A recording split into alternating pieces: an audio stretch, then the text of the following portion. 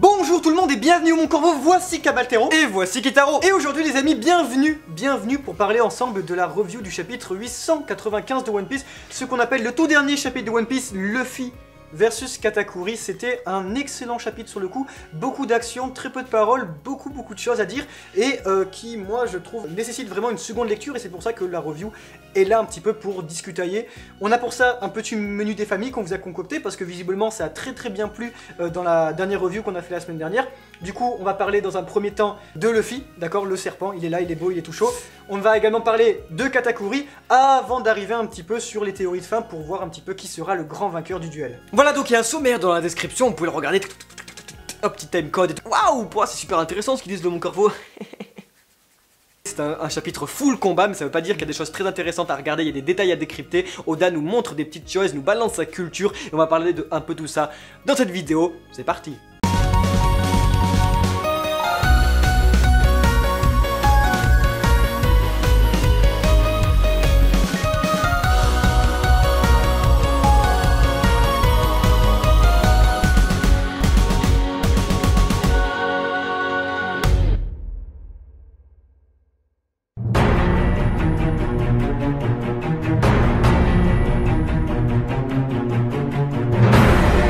Voilà l'homme serpent, il y a beaucoup de choses à dire sur lui, et la toute première qui nous vient à l'esprit et qui est vraiment la plus épatante je trouve, c'est que justement c'est pas la surprise du chapitre. Clairement pas, parce que le chapitre il aurait pu s'appeler Snake Man, il aurait pu s'appeler Serpent Donuts, je sais pas trop quoi, mais visiblement pas du tout. Et pourquoi? Parce que ce personnage là, ce Snake Man, cette transformation est vraiment créée pour camoufler quelque chose de plus grand. On va en parler un petit peu plus tard, mais qu'est-ce qui nous fait dire ça? C'est tout d'abord quelque chose qui nous a sauté aux yeux. Dans la revue du chapitre précédent, on avait vu que la présentation du Snake Man était un peu particulière dans le sens où elle était annoncée en même temps que le Gear Force. Alors ça voulait dire un truc tout bête de la part du mangaka Eiichiro Oda, ça voulait dire qu'il y avait une volonté de ne pas introduire directement le Snake Man en tant que surprise pure dans le chapitre. C'est-à-dire qu'on n'a aucun build-up. Et ce qui nous fait ça, ce qui nous fait dire ça, ce qui nous le prouve finalement, c'était notre surprise lors de la réaction live, c'est quoi? C'est qu'on le voit dans la première case. C'est-à-dire c'est la toute première case du chapitre, il est comme ça, il est beau, il est tout chaud. Et ça veut dire un truc, ça veut dire que les gars, il est là parce qu'on n'a pas besoin de construction. La forme du Gear Force Snake Man de Luffy, on va le voir, ne sera pas suffisante à créer l'émerveillement du chapitre. Le Gear Force Snake Man, on l'attendait, on était là, qu'est-ce qui va se passer? Si on remet un peu les choses dans leur contexte, si on revoit un peu le chapitre, si on relit, si on fait plusieurs lectures, et ben on peut se rendre compte qu'en fait c'est loin d'être le truc le plus intéressant du chapitre, car cette forme, ce Snake Man sert carrément l'adversaire de Luffy qui est Katakuri, mais on va revenir un peu dessus un peu plus tard. On a un peu, ce qu'on peut se demander si on n'aurait pas un peu une forme fan service de la part du mangaka. Est-ce qu'il écoute ses lecteurs? On sait très bien que non, mais on pourrait quand même se demander, est-ce qu'il est pas au courant? Est-ce qu'il doutait pas? Est-ce qu'il fallait pas mettre bien la puissance du Gear Force avec l'agilité et la rapidité d'un Gear Second? On a dans le chapitre carrément un jet Cavalry, ça veut dire qu'il y a vraiment la vitesse du Gear Second qui est mêlée à la force du Gear Force.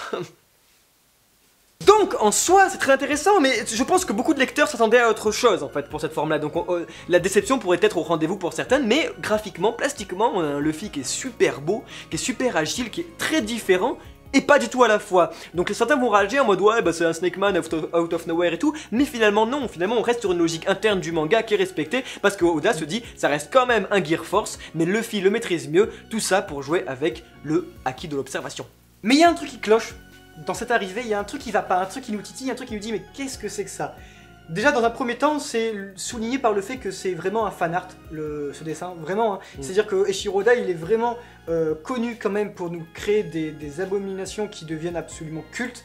Et c'est-à-dire que le Bondyman, c'était quelque chose de... C'était introuvable. Sur le coup, c'était aussi un tue-l'amour, hein, pour de vrai. On s'est dit, bon, soit. Mais au final, c'est un truc mais absolument fantastique.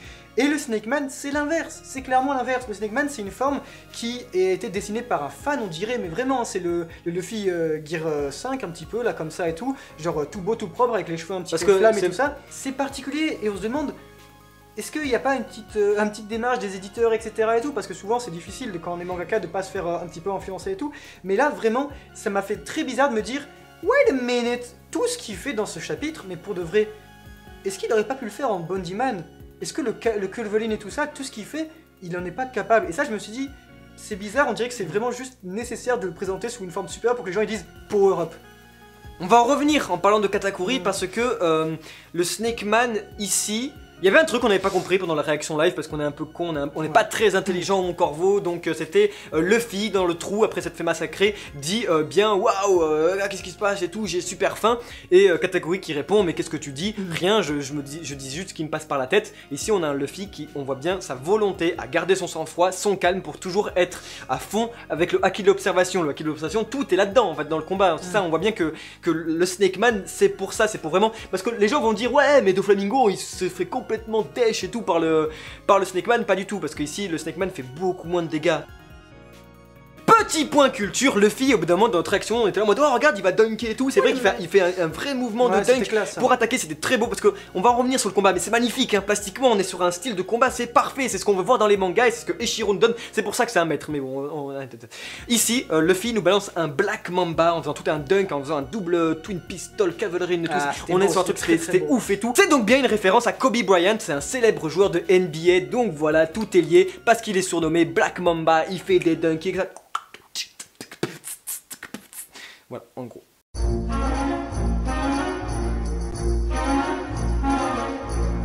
Véritablement, ce Snake Man, c'est une très bonne surprise, puisqu'en fait, il sert en réalité de tremplin, de contraste même, en fait, à quelque chose de plus important. Et c'est le pouvoir, la faculté de Katakuri à arriver au dernier stade du méchant de Shonen, c'est-à-dire, eh bien, se mettre à nu, c'est ne plus avoir sa petite fierté, etc., et se transformer carrément, se transformer sa morphologie, etc.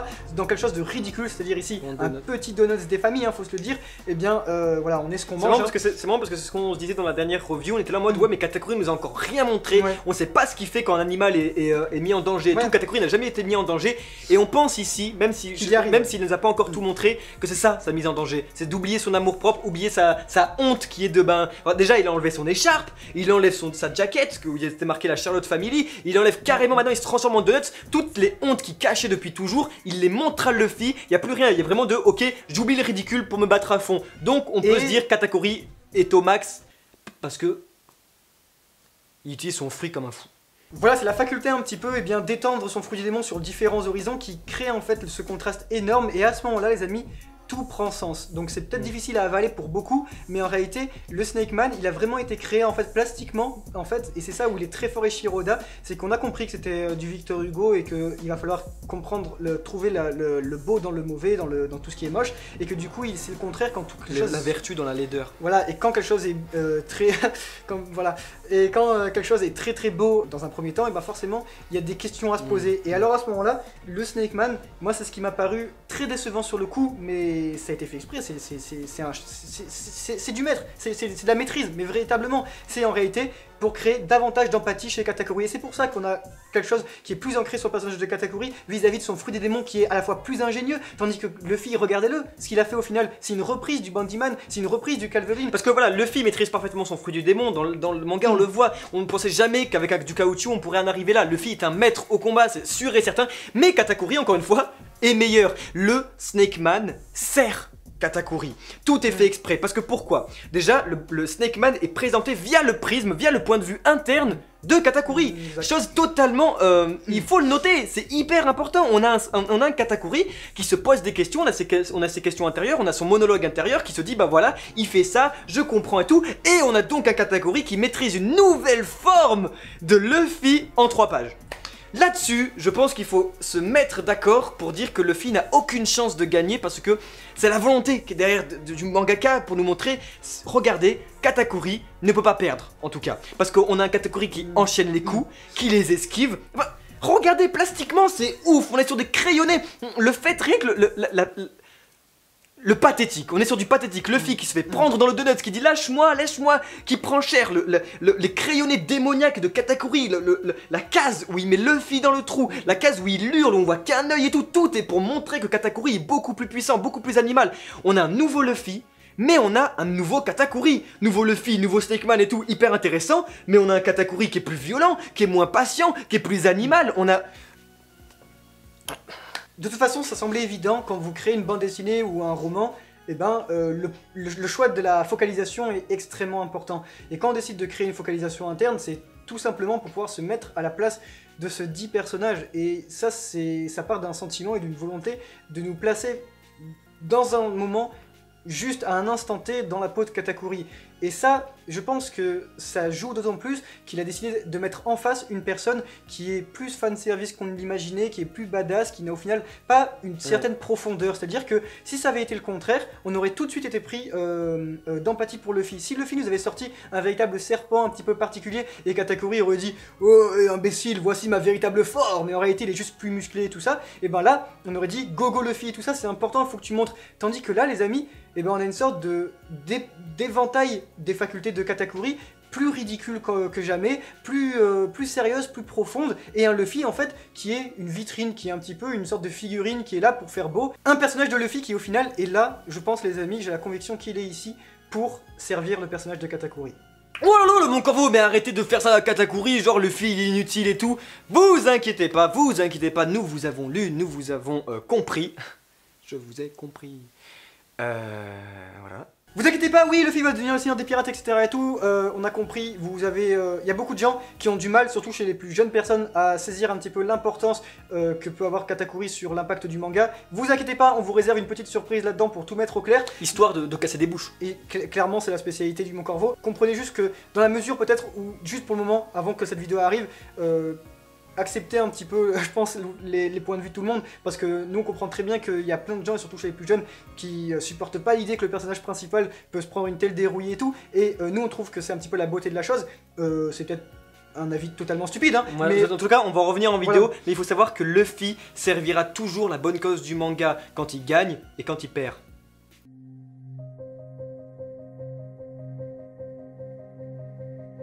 Donc voilà, on a un chapitre, le 895, qui est centré complètement sur du combat. D'ailleurs, petite parenthèse et tout, je fais ça vite, l'arc de Whole Cake Island va sûrement se terminer, parce que là on est sur le tome 89 qui se termine pile au chapitre combien? 900 pile, on sait, oui, on sait que Shiroda adore les chiffres, les nombres et tout, c'est un vrai joueur. Et il aime bien aussi bien dire qu'en fait c'est que de la merde. Voilà aussi, mais il faut savoir que donc par hasard, là le dernier tome en date va se terminer au chapitre 900, comme on dirait qu'on arrive donc à un dénouement final à la fin, pour un chapitre 900.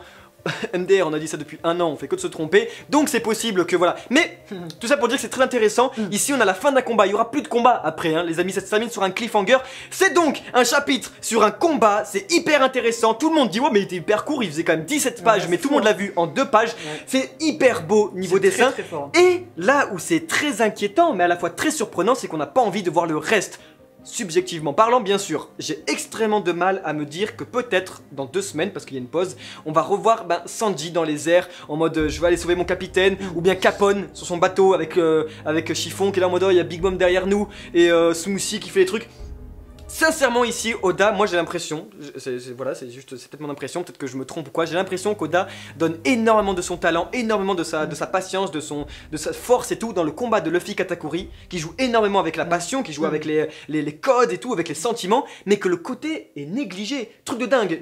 Moi personnellement j'ai peur de revoir Sanji, parce que Sanji a beau nous faire un power-up de ouf malade, à côté on a eu du Snake Man, on a eu du Donuts, on a eu des combats de fou, c'était hyper beau, voilà. Je dis ça en toute honnêteté, peut-être qu'on va avoir quelque chose d'énorme, mais c'est inquiétant. Tout le monde attend donc forcément la défaite de Luffy, donc la victoire de Katakuri, parce que sinon, si Luffy gagne, c'est quoi qui est inquiétant? Un énorme souci de cohérence. Alors là, je pense que suite à ce chapitre, il y a beaucoup de gens encore une fois, et s'il vous plaît, juste pensez à écouter cet avis comme c'en est un parmi tous ceux sur les 4 mers, hein, s'il vous plaît.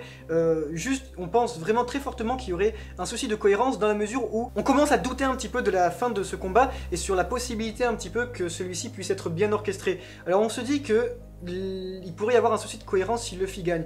Parce que là, on en arrive à un point où tout le long, je me suis dit, et Shiroda, il est extrêmement fort puisque, quelle que soit la fin, généralement, si elle est bien amenée, ça se passe très bien. Et c'est ce que j'ai dit depuis le début. Nous, on pensait très bien que Katakuri devait être le gagnant légitime de ce duel. Seulement, si Luffy devait gagner, alors ça sous-entendrait que la fin serait absolument bien orchestrée. Mais là, on en arrive à un point. On en arrive à un point de malade. Mais de malade où on se dit, si Luffy gagne, je vois pas qu'est-ce qui pourrait se passer, à part si on nous dit qu'il est, eh bien, je sais pas, une sorte de monstre, ou je sais pas. Attendez, oui, ce qui vient de se passer, c'est absolument pas correct en fait. Il y a un truc qui m'a beaucoup dérangé et qui m'a vraiment totalement fait débander, hein, pour de vrai, quand j'ai repris la lecture du chapitre, c'est en fait sa transformation. Je me suis dit, waouh, c'est chaud. J'ai regardé le chapitre précédent, le petit combat de boxe et tout, ils se mettent, on voit Luffy avec l'œil gonflé et tout ça, il arrive plus du tout à se lever. D'où est-ce qu'il trouve tous qui trouvent juste la force de se transformer. Si encore le Snake Man c'était genre un truc absolument dingue, c'était une forme auto-guérissante, vous savez, genre en gros c'est un truc putain, il a trop GG, ça serait trop bien amené tout ça, ce serait un truc qui pomperait et il se guérirait en fait, tout en étant rapide. Mais là en fait c'est tout le contraire, ce qu'il nous dit c'est que c'est une forme qui lui demande beaucoup d'énergie pour être extrêmement rapide et tout. Là en fait rien que dans l'essence de la forme, je trouve que c'est pas possible qu'elle sorte. Voilà, donc chez beaucoup de lecteurs, chez beaucoup de personnes, on ressent un problème de cohérence dans l'endurance de Luffy. Il faut savoir que depuis le début du manga, Luffy est hyper endurant. Le gars, il a fait Impel Down, après il te fait Marineford, après il t'enchaîne les trucs. Le mec, il te fait tous les ennemis comme ça. Le gars, il est ouf de ouf. Mais ici, parce que c'est montré, parce que l'endurance de Luffy, elle est montrée différemment plastiquement. On peut très bien nous montrer un Luffy qui est jamais atteint, qui est là en mode je cours. Sauf que là, ça fait les MOOC 30 chapitres qu'on voit Luffy avec les jambes qui tremblotent. Donc forcément, le mangaka il est pas bête. Forcément derrière il se dit mon personnage principal il est dans le mal. Mais il nous fait ça pendant 30 chapitres. C'est long. Il faut que ça s'arrête ici maintenant. Donc, ce que disait Kitaro, forcément, si on nous montre que Luffy est dans le mal de fou, qu'il utilise une technique ultime secrète Snake Man jamais utilisée d'Iwala de sa vie pour essayer d'atteindre Katakuri, sauf qu'en face Katakuri cela démonte en 3 pages. Comment est-ce que ce serait possible que Luffy arrive à atteindre Katakuri? À ce moment-là, ça voudrait dire incohérence scénaristique. Parce que nous on parlait sur notre Discord, super belle plateforme pour pouvoir en parler tout ça. Rejoignez-nous. Rejoignez-nous.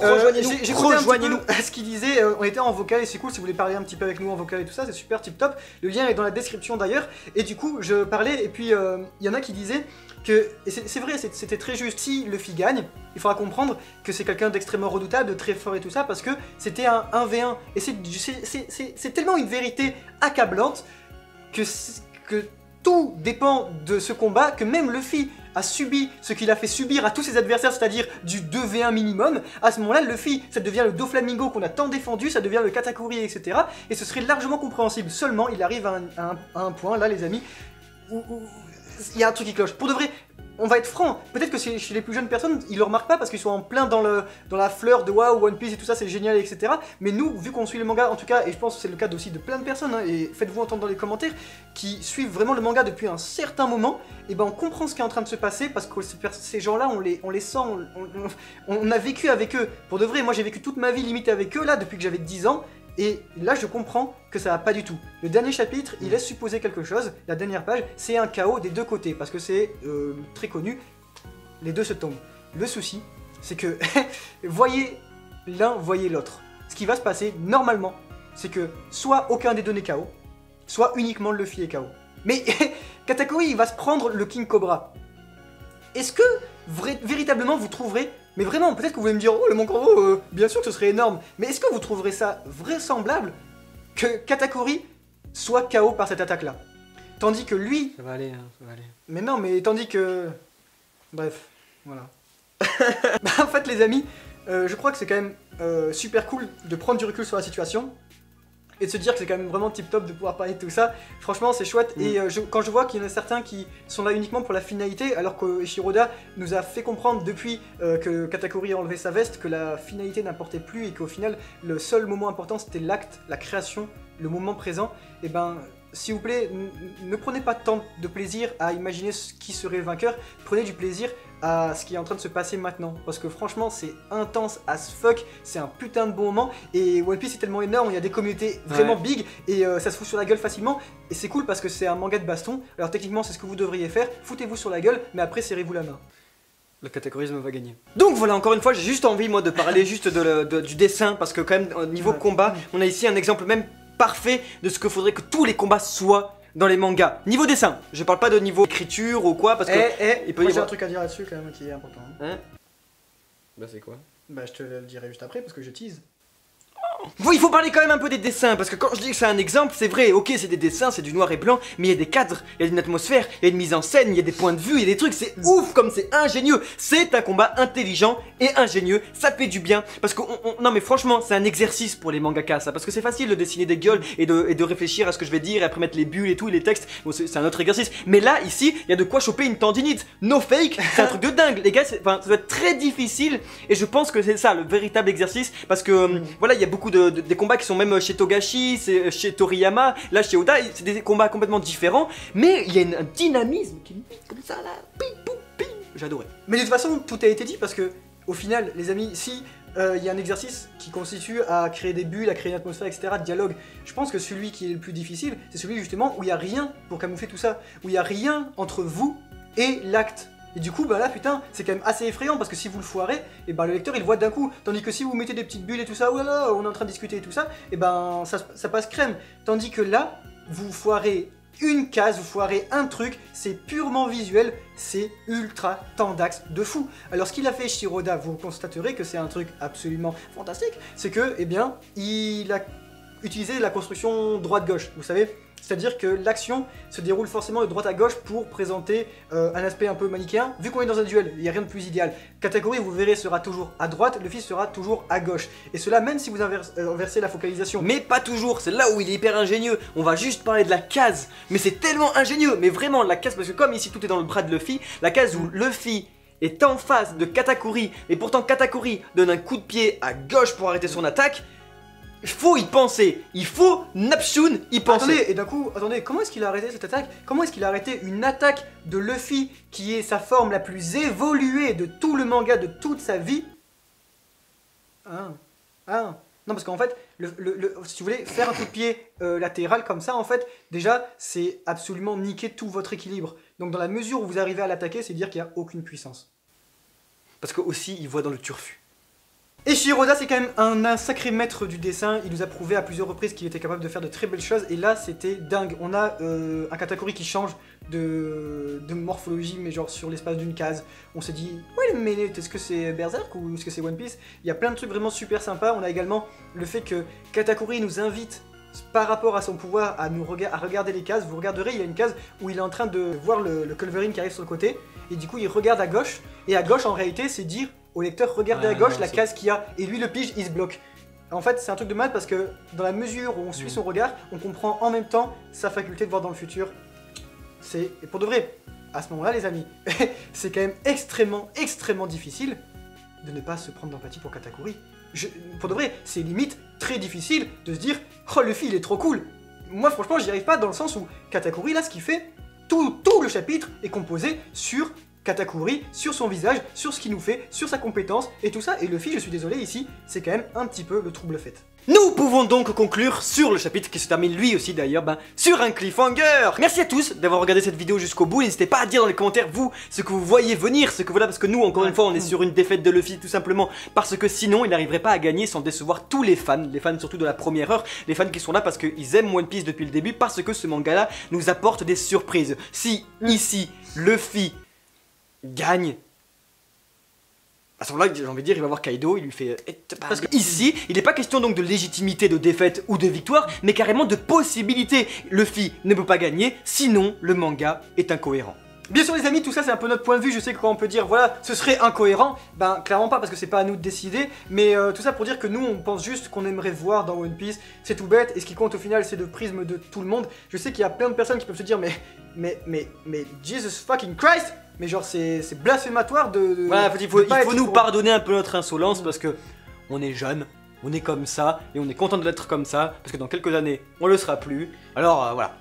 Allez, Katakuri, il va gagner, le katakurisme. Moi, je retourne faire mes prières. J'espère que la vidéo, elle vous aura plu. On espère vraiment. D'ailleurs, voilà, c'est pour ça qu'on fait des vidéos. C'est vraiment pour connaître la vie de chacun. Sinon, on n'avait pas envie de faire ça. C'est vraiment de partager notre passion et vous aussi de la partager avec nous. Si vraiment, au bout d'un moment, on n'a plus aucun commentaire et plus personne ne regarde nos vidéos, on serait triste. Mais vous êtes là, ça nous fait extrêmement plaisir. N'hésitez pas à dire ce que vous pensez parce que c'est le plus important. On lit tous vos commentaires. Merci à tous d'avoir regardé cette vidéo vraiment jusqu'au bout.